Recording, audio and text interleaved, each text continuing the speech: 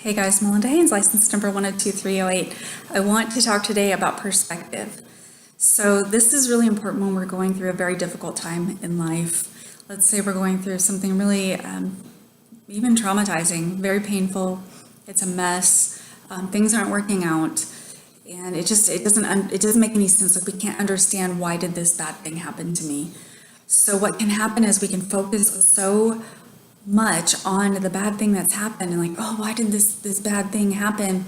And we look at it and it gets magnified, right? And we don't step back. We don't step back to see the full picture. So an example that I have is, like, if you were to stare at a black dot, maybe on a piece of paper or on a canvas or something, you just stare at this black dot and you're like, ugh, it's so black and it's so dark and you can't see anything. There's no reflection of light. And it's like a black hole that I fell into, in my life, and it's a pit and it's awful. And we just stare at it and it's a black dot. And we don't realize that, when we zoom out, when we look at the bigger picture, we see that black dot was actually a spot on a ladybug. And the ladybug is a beautiful part of this lovely garden, right? This garden scene, or maybe it's a mosaic window, and it's beautiful and it's got all these places of light and these places of color and shininess and happiness. And it's not just all about shadows and, lack of light.